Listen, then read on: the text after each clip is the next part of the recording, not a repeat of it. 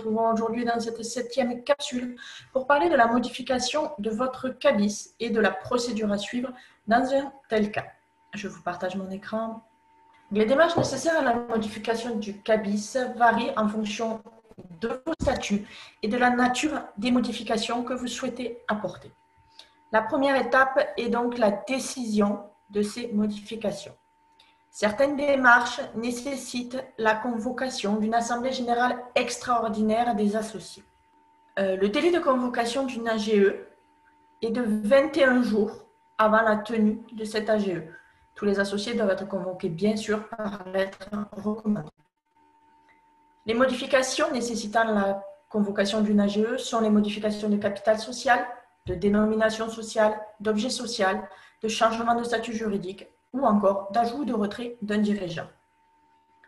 Le transfert de siège ou le nom du dirigeant, s'il n'est pas nommé dans les statuts, peuvent être prises sur simple décision du président.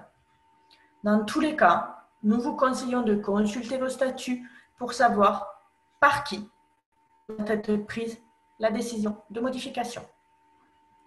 La deuxième étape est la publicité de cette décision. C'est-à-dire que vous devez faire publier un avis de modification dans un journal d'annonce légal, habilité à publier ce type d'annonce, bien sûr. En effet, votre CABIS est public et peut être utilisé par des tiers, donc tous les tiers doivent pouvoir être informés de vos changements. La troisième étape sera le dépôt de votre dossier au greffe. En effet, c'est celui-ci qui va valider vos modifications. Si vous avez fait une AGE pour les modifications, il vous convient de déposer le dossier au greffe 1 mois après la date de votre AGE. Pour cela, il faut transmettre les pièces justificatives suivantes. L'exemplaire de la décision de modification, un PV d'AG,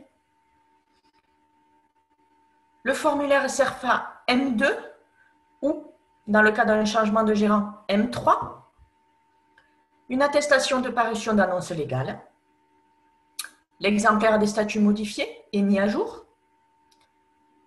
Si les statuts sont modifiés pour un changement de direction, il est obligatoire d'ajouter au dossier la copie de la carte d'identité du nouveau dirigeant ainsi qu'une déclaration sur l'honneur de non-condamnation et de filiation de celui-ci.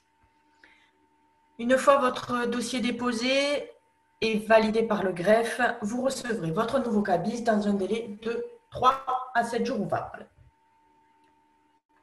Et la quatrième étape sera bien sûr d'informer tous vos partenaires dès la réception de votre nouveau CABIS. Les partenaires principaux à informer sont bien sûr la PST, Atout France, votre RCP bien sûr, mais également le CEDIF pour que nous puissions nous informer l'ensemble des partenaires de la modification de votre CABIS.